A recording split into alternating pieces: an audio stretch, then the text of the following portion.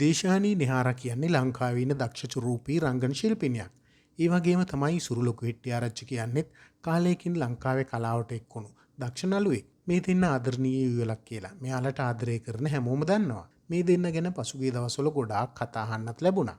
දෙන්න වෙන්නුණා කියලා, දේශායන්ට පහර දීමක් වුණා කියලා සමාජ මාධ්‍ය තුල පුවත්පළ වුණා.